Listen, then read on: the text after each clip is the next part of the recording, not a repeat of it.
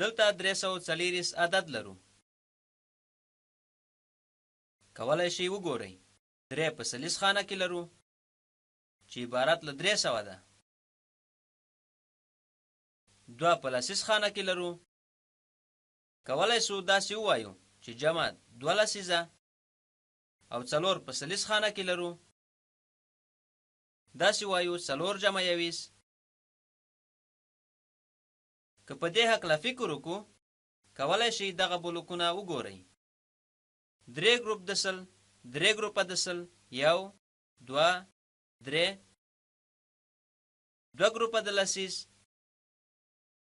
2 ګروپه د لسو دلته لرو. 4 دانې 21، دغه 4 دانې یو لرو. دغه 340 بلوکونه دي. اوس تفریق له 340 پیل کوو. لومړی شی چې 340 څخه تفریق کوو دغه لس ده.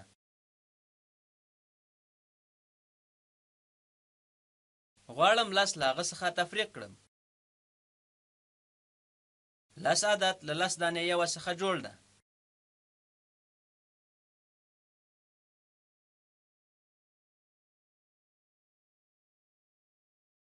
سل له هغه څخه تفریق کوو. زه یو دانه لس له هغه څخه تفریق کوم. منفي یو دانه لس هیڅ یو له هغه څخه نه تفریق کوو. د هغه پایله به څو وي؟ د هغه پایله څو کیږي؟ سلیس تغییر نه کوي ځکه سل له هغه څخه تفریق کوو. تر اوسه دلته 300 لرو. هغه دلته لیکم. 3 دانې سله دلته لرم. 2 لسه لرم، یو له هغو څخه اخلم. اوس لرو 2 منف د 1. 2 منف د 1 مساوي په 1 کیږي. 2 لسه مو درلودل چې یو مو له هغو څخه واخیسته. داسې وایو چې یو لس د بل لس پر ځای یو لس اخلو. او هغه په بل لاس ورزیاتوو. که موږ 2 لرو یوازې یو ترې اخلو. اوس دلته 4 دانې یو لرو او هیڅ یو له هغو څخه نه اخلو. تر اوسه پورې 4 دانې یو لرو. 4 منفي د نامعلوم عدد مساوي په 4 کیږي. اوس 314 لرو. 300 جمع یو دانه لس جمع 400. او که دلته وګورئ تاسو به څه کار وکړئ؟ موږ 340 درلودل. یو مو له لسیس څخه واخیسته. یو له لسیس څخه مو واخیسته او زموږ لپاره 300 باقي پاتې له یو دانه لس او 4 دانې یو سره.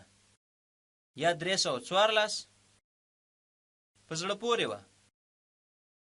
اوس سل له 340 څخه تفریق کوو. د یو دانه لسو پر ځای کار کوو. اوس سل له هغو څخه تفریق کوو. دغه یو دانه سل ده. اوس یو دانه سل د لسیس صفر دلته تفریق کوو. او همدا شان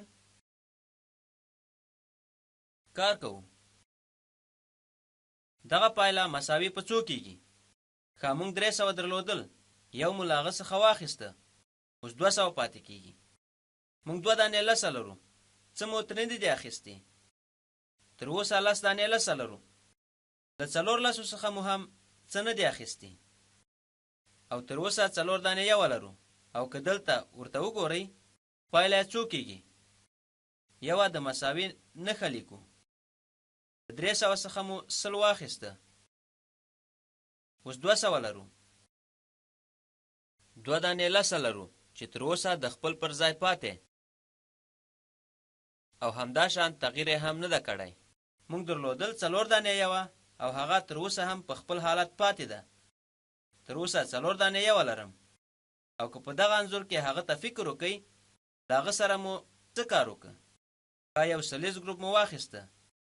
یو سلګون ګروپ مو واخیسته. هغه د سل ګروپ تاسو دلته ګورئ. اوس څو باقي پاتې دي؟ موږ لپاره پاتې دي 200 12 دغه 12 دي او 4 دانې یوه 200 په دې رقم لیکو 200 2 دانې لسه او 4 دانې یوه یا 240